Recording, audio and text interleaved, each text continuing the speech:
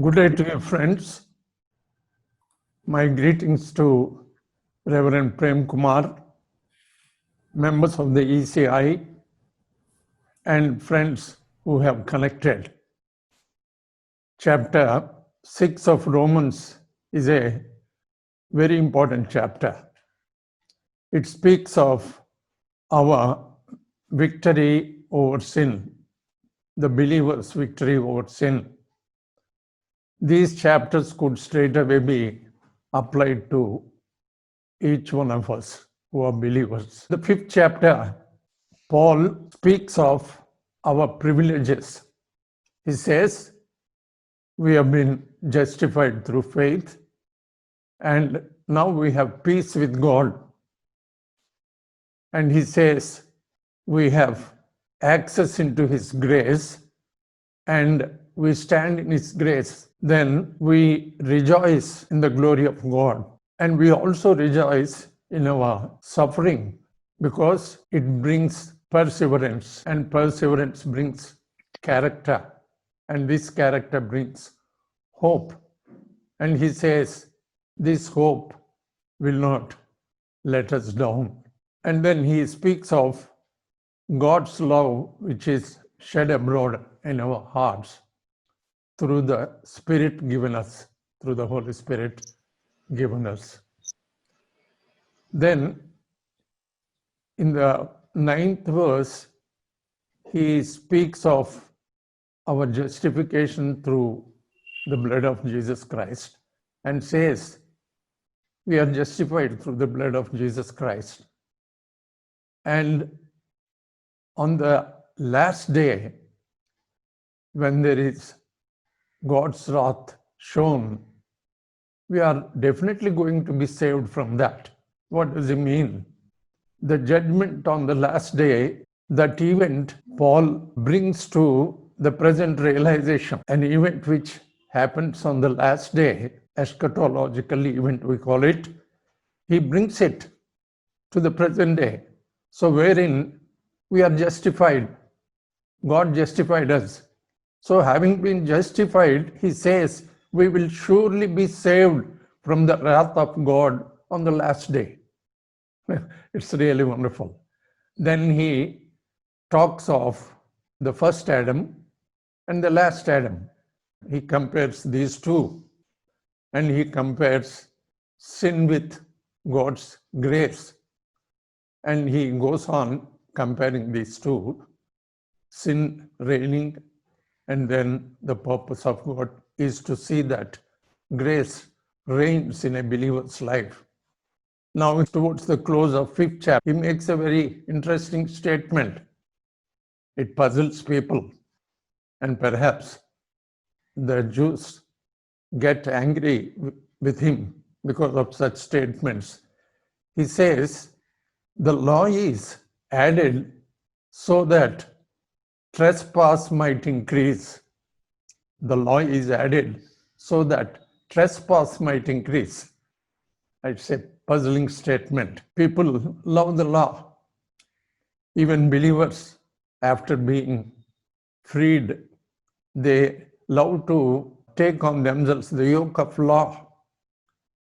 You see, when we take upon ourselves the law, the evil impulse in us becomes active and it rebels. It's natural that the more we go under the law, the more trespasses we notice in our lives. That's a tricky situation. Now he says, God's desire is to see that grace increases all the more when sin increases. Because the desire of God is to see that righteousness through our Lord Jesus Christ reigns. When sin is reigning in death, righteousness should reign in a believer's life. That's the desire of God. Now, when he makes such a statement, people really all the more get puzzled. When sin increases, grace increases all the more. When people hear such a statement, they come to certain unhealthy conclusions. We can even call evil conclusions. Paul can read their minds. It appears he has telepathy, like Elisha the prophet. He is able to read their minds. And he says, then shall we go on sinning so that grace may increase? Shall we go on sinning so that grace might increase? Is that what you are trying to think and trying to conclude and trying to long for? By no means. How can you say that? We are dead to sin. How can we any longer continue in it? He puts a question. We are dead to sin. How can we any longer continue in it? In our early enthusiasm, me and my wife went to an elderly woman to give her gospel. She served us tea. As we were drinking, she said, your religion is a wonderful religion. Then it made me happy, such statement. Then immediately said, whole week you can go on sinning, and on Sunday, when you go and plead with your God, He forgives you. I was shocked. Then the Lord brought the picture of a drunkard attendant with an officer. Officer gives him a small punishment, say suspension. And then this man pretends that he is convicted of his mistake, and he starts pleading with the officer, saying that he repented and he would never do that. He would promise such a thing. And then the officer forgives him. This elderly woman thinks that our God is like that. That's our way of understanding things. But there is a mystery involved. How can she imagine such a mystery when it becomes difficult for people like us to imagine? This situation is, we are dead to sin, Paul says. How can we continue in it any longer? Dead to sin. What is he speaking? Dead to sin. He says, don't you know this? When you are baptized into Christ, were you not baptized into his death? He's speaking of spirit baptism. We see that in Corinthians 1st epistle, 12th chapter, 13th verse, we see there. Paul says, the Holy Spirit baptized you into the body of Christ. That is spirit baptism. Now he's talking about that. He's saying, don't you know this? Don't you know that when you were baptized into Jesus Christ, was it not the baptism into his death? He's asking. So there are certain things believers need to know. Some of us, without trying to know anything, try to lead a Christian life. That Christian life can never be a healthy life. We can never be strong. There is no way we can gain victory over sin. We need to know. That's why John, in his first epistle, in the 5th chapter, 13th verse, he says, you believed in the Son of God. I am writing this to make you know that you have eternal life. You need to know that you have eternal life. God, this is God's word. The Holy Spirit inspired me to write this to you. You believe in God's Son and you have eternal life. Know this. So there are certain things we need to know. He says, we don't you know that all of us who are baptized into Christ Jesus were baptized into his death? He says, we have been united with him like this in his death, we will certainly also be united with him in his resurrection. So like this, when we are dead with him, or when we were buried with him, and when we rose again with him, if you identify yourself with his death, surely you can identify yourself with his resurrection. That's the point Paul is trying to convey. So the first key word we need to note here is knowing. Knowing is the matter of the heart. When we put our faith, these things happen. Faith is conviction in the mind that we are born with sin. And in such a situation, we look for various ways and finally hear the gospel, and we see that there is no other way excepting the blood of Christ. So with that conviction, what we do, we commit our will. So conviction in the mind, we commit our will. And then Christian faith is receiving faith. It's not faith of something which may come on a future day. Christian faith has its object. Its object is Jesus Christ. When we are convicted, when we have conviction in the mind, and when we commit our will, we receive in the heart. So the function of the heart is to receive, and the function of the heart here is to know that when we identified ourselves with his death, we can very easily identify ourselves with his resurrection.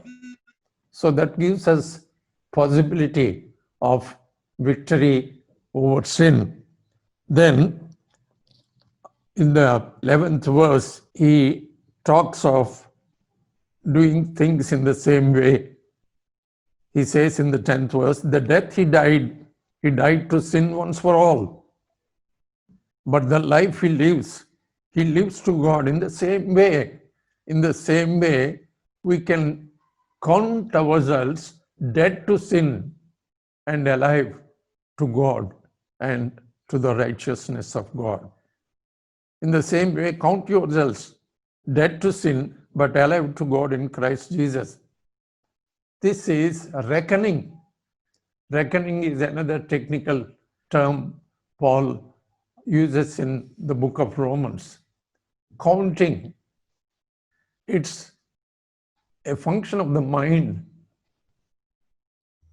It is a reasoning which helps us take this to our mind, take this great fact into our mind. We are dead to sin and alive to God for righteousness. Dead to sin, alive to God. This is the function of the mind. We need to reckon. Counting is a function of the mind. We should count things in that way, and this helps.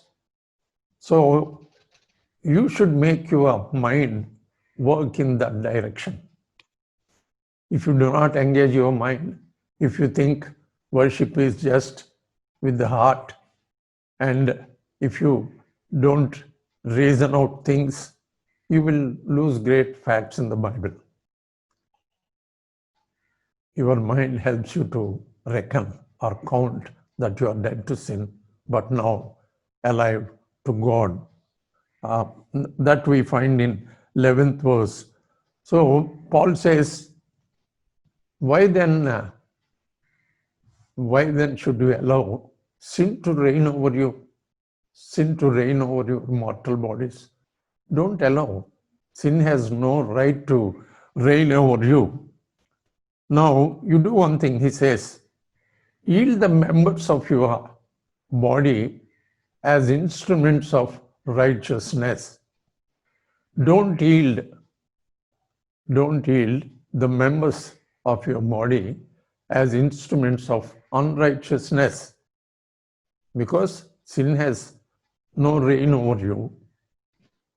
The masterly reign of sin is taken away from you. It's no longer your master. Then why do you obey? Do this. The righteousness of Jesus Christ is present in you. Let that righteousness come out. And when the members of your body come in the way, you do one thing. Do not offer your members as instruments of unrighteousness. Because there is an option, you do one thing.